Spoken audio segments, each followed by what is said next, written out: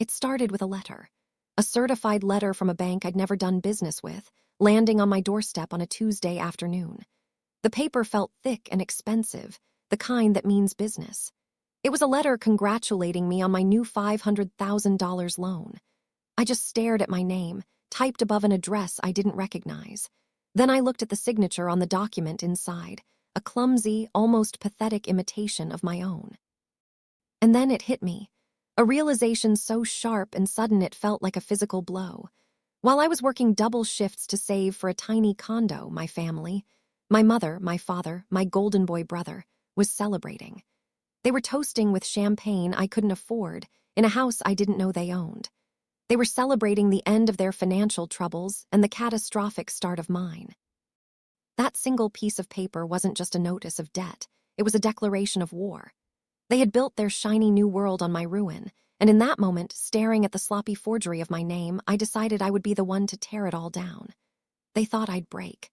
They thought I'd cry and scream and eventually do what I always did, fix the mess they'd made.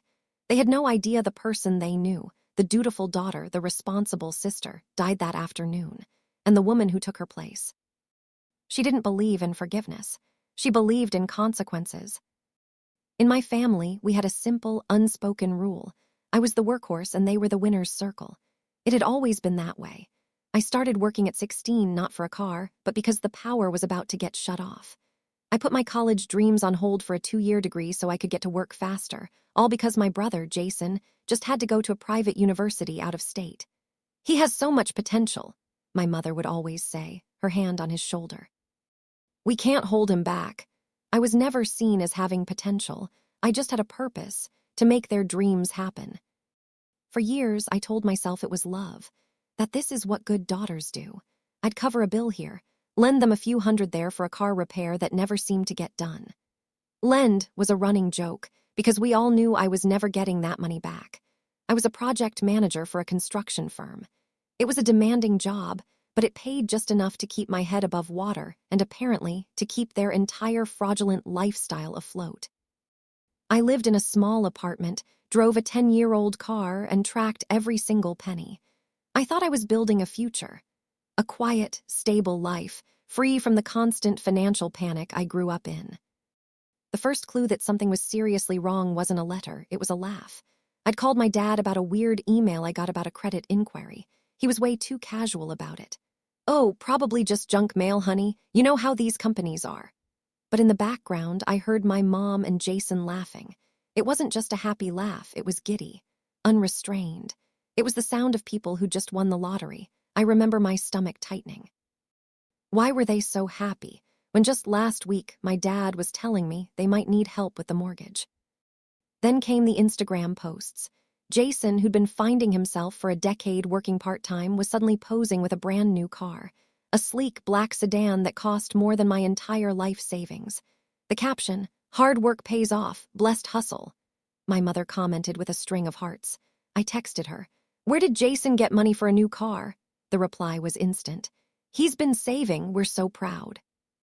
It didn't add up, none of it. The final piece of the puzzle arrived with that certified letter. My hands were shaking as I held the loan agreement. It was a commercial business loan for a shell corporation I'd never heard of, with me as the personal guarantor. For $500,000, $500,000. They'd even included a blurry photocopy of my driver's license, and my signature. It was close enough to pass a quick look, but it was a total fake. My T was crossed too high, my S too round. It was my mother's handwriting trying to be mine. I'd seen her practice my signature on scrap paper for school absence notes when I was a kid. It was cute then. Now it was a felony. I just sank onto my sofa. It wasn't just the money. It was the audacity, the bottomless disrespect. They hadn't just stolen from me, they had gambled my entire future, my name, my credit, my identity, without a second thought. The laughing on that phone call, the new car. It was all funded by me without me even knowing. My first call was to my father. I kept my voice perfectly level. "Dad," I said, "I got a letter from Cornerstone Commercial Bank. It says I'm the guarantor on a $500,000 loan. Can you explain that?" Silence, then a nervous cough. "Oh, that," he stammered. Listen, honey, don't worry, it's just a formality. We needed some capital for a little venture, and the bank just needed a name on the paperwork. It's all handled. What venture? I pressed, my voice getting colder. And why was my signature forged on a legal document? Now, don't use words like forged, he said, his voice getting that whiny tone he used when he was caught. Your mother just signed for you to save you the trouble. We knew you'd be fine with it. It's for the family. It's for the family. That was their get-out-of-jail-free card for everything. I felt something inside me, a coil of resentment that had been winding tighter for years, finally snap. You committed bank fraud, Dad. Identity theft. You've saddled me with a debt that will bankrupt me for life. Did you think I wouldn't find out? That's when my mother grabbed the phone. Her voice was sharp. Don't you take that tone with your father. After everything we've done for you, we put a roof over your head. The roof I helped you pay for, I shot back, pure rage finally boiling over. The new house you're in, is that what this is about? The one I saw on Jason's Instagram. The one you bought by stealing my identity. We needed it, she shrieked. Your brother needs a stable environment. We were going to tell you, but you're always so dramatic about money. We did this for all of us. You are part of this family and you'll benefit too. I laughed. It was a hollow, ugly sound. Benefit? How exactly will I benefit from a criminal record and a lifetime of debt? You didn't do this for me. You did this to me. You're being selfish, she said, her voice dripping with fake disappointment. Thinking only of yourself as usual. That was it, that was the moment. The shock and hurt burned away, leaving something hard and cold. Selfish. They had stolen my future, and I was the selfish one. Their perfect world was a house of cards built on my name, and I decided with a calmness that scared even me that I was going to be the gust of wind that brought it all down. You made your choice the second you picked up that pen, I said. Now you all have to live with it. I hung up before she could say another word. The war had begun. For 3 days, I did nothing. My phone blew up. The texts went from angry and demanding to panicked and pleading. My mother left rambling voicemails about how I was tearing the family apart. Jason sent one text. Mom's really upset. Just call her. They were following their usual script, where my feelings were just an obstacle to be managed until I gave in. This time, they were playing to an empty house. I didn't answer. Instead, I channeled that rage into a cold, meticulous strategy. I'm a project manager. My job is organization, documentation, and execution. I decided to treat this not like a family drama, but like what it was, a hostile takeover that had to be systematically shut down. First, I treated it like the crime it was. I pulled my credit reports from all 3 bureaus. The Cornerstone loan was there, a giant red flag along with a string of recent, denied credit card applications in my name. This wasn't a one-off mistake, it was a campaign. Next, I got a binder, a big 3-ring binder that became my Bible. I put the loan documents in it. I printed out the social media posts, Jason and his car, my parents toasting in their new, ridiculously huge living room.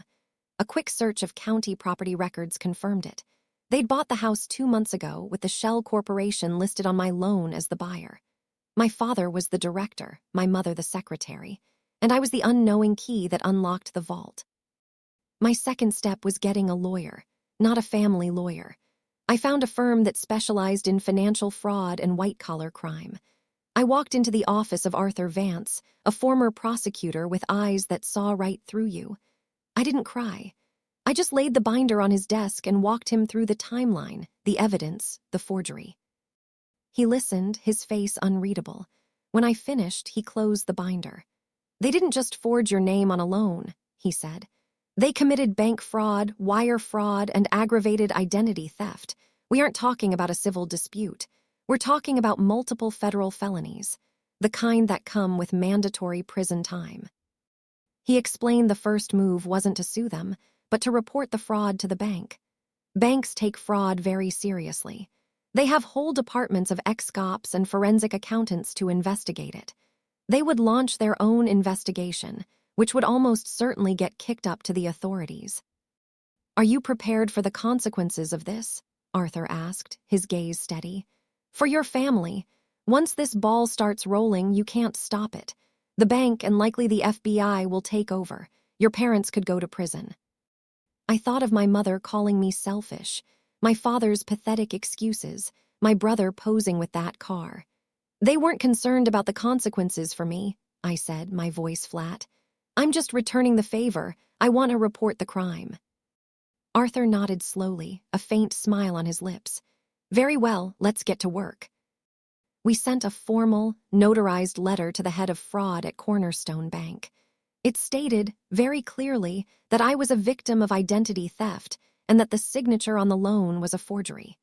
We also filed a police report. The bank responded in 48 hours. I had a call with a woman from their security division who was all business. She asked sharp questions, and I gave factual answers, my binder open in front of me. She told me they were launching a full investigation and my liability for the loan was suspended. Meanwhile, the calls from my family turned into a torrent of fear. My father left a message, his voice cracking. Honey, you've made a terrible mistake. The bank is calling. You need to call them back and tell them it was all a misunderstanding. Please, you're going to ruin us. My mother tried guilt-tripping. I cannot believe you went to the police. What is wrong with you? Do you hate us so much? Your father could have a heart attack. This is all on you. I saved every voicemail, logged every call. I never answered. The most telling moment came from Jason. He cornered me in the lobby of my apartment building. He looked awful, his usual smugness replaced by a sheen of sweat. You have to stop this, he said, blocking my path. This is insane. It was just a signature. Just a signature on a $500,000 loan I'm legally responsible for, I corrected him. A loan that bought you a house and a car. The house is an investment for all of us, he insisted. Dad said the loan was just paper shuffling. He has a business plan. He was going to pay it back before you even knew. A business plan? What business? He stammered. You know, investments, stocks. He has a system. A system? My father, who couldn't balance a checkbook, had a foolproof system. It was the most pathetic lie I'd ever heard.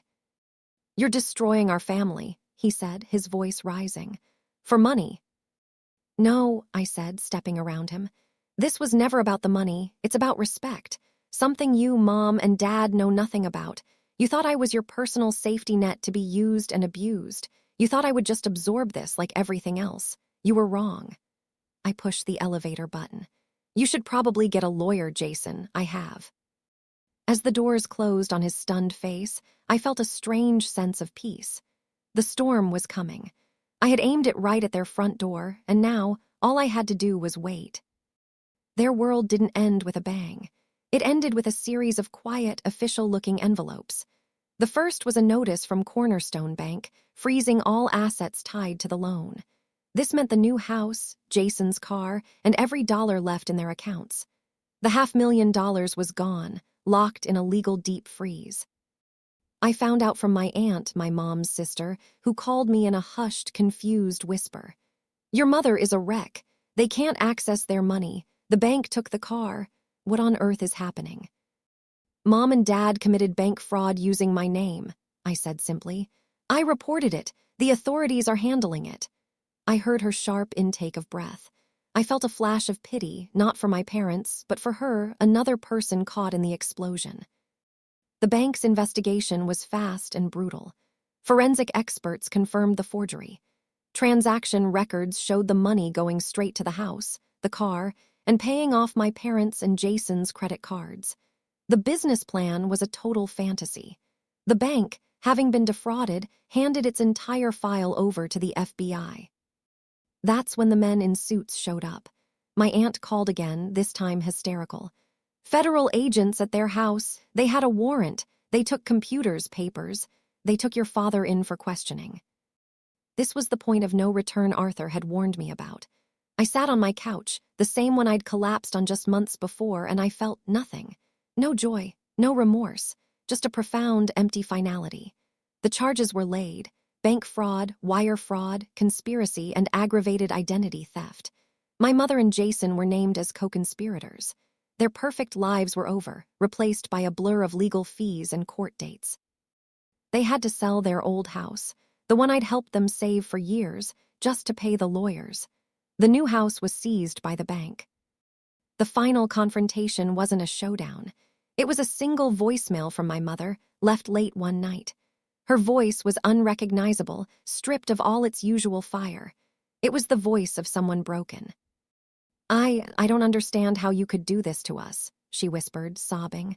"We're your family, we loved you, all we wanted was a nice life, a little security. You had a good job, you could have helped us, we would have paid you back. Why did you have to destroy us?" I listened to it once, then deleted it. She still didn't get it. She never would.